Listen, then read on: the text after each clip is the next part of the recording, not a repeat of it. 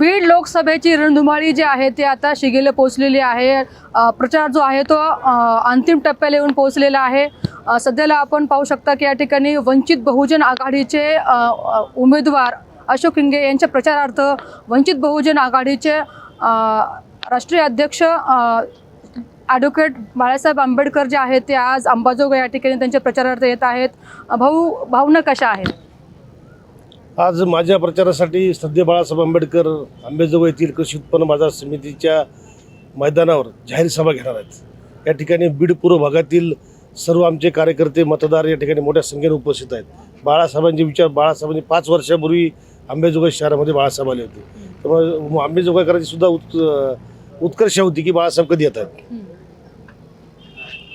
आणखी किती सभा त्यांच्या होणार आहेत बीडमध्ये? एक पश्चिम भागामध्ये एक सभा होईल, मग ती गेवरायला होते का आष्टी पडत माहिती नाही, पण साहेब सांगितल्यानंतर साहेबांच्या आदेशाप्रमाणे सभा होईल बीड पश्चिम भागामध्ये। आपण संबंध जिल्हाभर प्रचाराच्या अनुषंगाने फिरता आहेत, लोकांचा एकंदर प्रतिसाद तुम्हाला कसा वाटतो? ही निवडणूक ह्या दोन्ही उमेदवारांनी फक्त जातीपातीवर आणलेली आहे।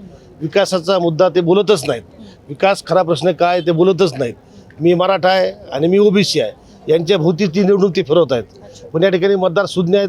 ज्यावेळेस मराठा आंदोलनाची चळवळ सुरू होती त्यावेळेस हे बजरंग सोनवणे कुठल्या वेळामध्ये लपून बसले होते हे आम्हाला माहीत नाही। आता ते जरांगे पाटलाचं नाव घेत आहेत, त्यांनी फार हे आज उद्योग केलं म्हणतायत, त्यांनी समाजासाठी फार काम केलं म्हणून बोलत आहेत। पण त्यावेळेस तुम्ही ज्या सत्तेमध्ये होतात, ज्या पक्षामध्ये होतात, त्या पक्षाच्या उपमुख्यमंत्र्यांनी काय केलं? त्यावेळेस आमच्या ज्यावेळेस सराटी आंतरवलीच्या महिला आंदोलकावर ज्यावेळेस लाठीचार्ज झाला, गोळीबार झाला, त्यावेळेस बजरंग सोनवणे हे ज्या पक्षामध्ये होते त्या पक्षाच्या उपमुख्यमंत्र्यांनी काय केलं होतं? अजित पवार कधी आले सराटी आंतरवलीला? बजरंग सोनवणे कधी आले? आता त्यांना जातीचा पुळकार आणि जातीवरती मतं मागतायत। पण मराठा समाज हुशार आहे, मराठा समाज सुज्ञ आहे। आता लोक जागृत झालेले आहेत, कोण आपल्यासाठी लढतंय हे लोकांना आता माहिती आहे। आणि त्याच पद्धतीनं पंकजाताई सुद्धा ओबीसी समाजामध्ये बैठका घेत आहेत ओबीसी समाजासाठी। पण ज्यावेळेस ओबीसीचं राजकीय आरक्षण या भारतीय जनता पार्टीच्या लोकांनी संपवण्याचा कुटील डाव रचला होता, त्यावेळेस रस्त्यावर कुणी आलं नाही। फक्त सध्या बाळासाहेब आंबेडकर यांनी मंत्रालयाला घेराव घातला आणि मग मंत्रालयाला घेराव घातल्याने घुसण्याचा प्रयत्न केला मंत्रिमंडळाच्या बैठकीमध्ये। त्यावेळेस नंतर मग बाटी आयोगाची स्थापना या सरकारने केलेली आहे। मात्र आता आपलं प्रतिस्पर्धी म्हणून महायुतीच्या उमेदवार पंकजा मुंडे यांनी त्यांच्या सभेमध्ये म्हटलेलं आहे की मी जे कामाची मान्यता दिलेली आहे किंवा जे कामे मी मान्य करून आणलेले आहेत ते आजपर्यंत जे नेते आहेत त्याचे नारळ फोडत आहेत, पण माझ्या विरोधात जे उमेदवार उभे आहेत त्यांनी एकतर त्यांच्या नावानं कोणतं काम आणलेलं दाखवावं। पंकजाताई म्हणल्या ते बरोबर आहे, त्यांच्या काळात विकास झालेली कामं हे बजरंग सोनवणे करतायत। त्यांच्या कोणतरी कन्स्ट्रक्शन कंपनी आहे त्यांच्यावर हे कामं करतायत। म्हणजे हे दोन्ही उमेदवार एका दाण्याची एकच बाजू आहेत। ठीक आहे, त्यांनी मंजूर केले का, मग बजरंग सोनवणे कसं करतायत? म्हणजे काय गोड बंगाल काही समजत नाही 5 वर्षातलं काय चालू काय नाही। विकास कामं केली असेल, ग्रामविकास खातं असेल तर विकासासाठी असतं। पैसे काही तुमच्या घरचे नाही आहेत, हे शासनाचे पैसे आहेत। तुम्हाला निश्चितपणे निधी ग्रामीण भागासाठी शहरी भागाच्या विकासासाठी शासनाला द्यावाच लागतो। तुम्ही दिला म्हणजे उपकार थोडेच केलेत, पण हे कामं देत असताना मात्र गुत्तेदार तुम्ही तुमच्या पसंतीचे नेमले।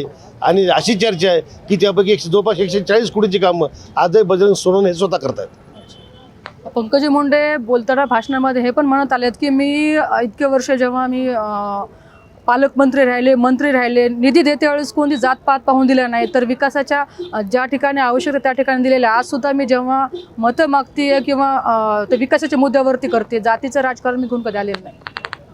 आम्ही असं काही म्हणत नाही तुम्ही विकास निधी थोडा जातीवर देता येतो, हा ग्रामपंचायतच द्यावा लागतो। ग्रामपंचायत जातीवर थोडा निधी, मराठा समाज एवढा निधी, धनगर समाज एवढा, असं थोडंच असतं। ग्रामपंचायतला ग्रामविकास खात्याचा निधी द्यावा लागतो आणि तो निधी तुम्ही दिलेला आहे। किंवा जल प्राधिकरण आहे किंवा जल जीवन आहे, याची जी कामं ती शासन त्या हेडला पैसे येतं, जातीला पैसे येतच नाही ना। त्यामुळे जातीपातीचा काही संबंधच येत नाही त्यात बघायचं। हे शासन त्या फंडला त्या हेडला पैसे द्यावं लागतात ना, त्या हेडला तुम्ही पैसे दिलेले आहेत, ते तुमचं कामच होतं। नवीन काय त्याच्यामध्ये? बजरंग सोनवणे यांना रेखाताईने म्हटलं होतं की ते डमी उमेदवार आहेत, त्या अनुषंगाने आम्ही त्यांना केली असता त्यांनी म्हटलेले आहेत की रेखाताई ठाकूर यांनी स्वतः चष्मा काढून पाहावा की नेमकं उमेदवार कसा आहे। रेखाताई ठाकूर, अरे रेखाताई ठाकूरांनी काय जिल्ह्यातल्या जनतेने बघितलं ना तुम्हाला. तुम्ही 6 दिवसापूर्वी 20 तारखेला म्हणतायत की बजरंग बलीच्या छातीमध्ये एका बाजूला राम एका बाजूला लक्ष्मण आहे. आता मी सुद्धा बजरंग आहे म्हणले आणि माझ्या छातीमध्ये व्हिडिओ येतो आमच्याकडे, तुम्हाला पाठवतो मी. एका छातीमध्ये अजित पवार आहेत, एका छातीमध्ये धनंजय मुंडे आहेत म्हणले. असं काय झालं 6 दिवसामध्ये की लगेच तुम्ही 24 तारखेला शरद पवारकडे गेलात आणि तुमचं हृदयच बदललं का काय? असं लोकांना सगळं समजतं ना. काय लोक एवढं म्हणजे अडाणी राहिलेलं नाहीत. आता लोकांना माहिती आहे कोण कुठं होतं, कोण कुणासाठी कुणाच्या फायद्यासाठी आलं ते. बरोबर. मग आपल्याला आता तुम्ही फिरताय तर तुम्हाला असं वाटतं का की विजय हा आपल्या निश्चित आहे? निश्चितपणे माझा विजय आहे. लोक बोलून दाखवत नाहीत. तुम्हाला एक सांगायचं म्हणलं, बबनराव ढाकणे साहेब ज्यावेळेस या बीड जिल्ह्यामध्ये आले त्यावेळेस उमेदवारी अर्ज भरताना त्यांच्यावर फक्त 20 लोक होते. त्यातले 2 लोक फक्त बीड जिल्ह्यातले होते. एक सुषमाताई मोराळे आणि बबन वडमारे आमचे भारीपचे 2च लोक बीड जिल्ह्यातले होते. जाताना बबनराव ढाकणे 2000 मतांनी विजय होऊन गेले. तशा प्रकारचा हा आश्चर्यकारक निकाल बीड जिल्ह्यामध्ये. या दोन्ही साखर कारखानदाराला, दोन्ही प्रस्तावित लोकांना लोक पराभूत केल्याशिवाय राहणार नाही. तर आपण पाहू शकता की या ठिकाणी वंचित बहुजन आघाडीचे जे उमेदवार आहेत ते त्यांनी सांगितलेलं आहे की विजय हा त्यांचा निश्चित होणार आहे. येणाऱ्या जूनच्या 4 तारखेलाच जो निकाल आहे तो समोर येणार आहे. कॅमेरा पर्सन संजीव रायसह सुकेश नायकवाडे, टाइम्स मराठी.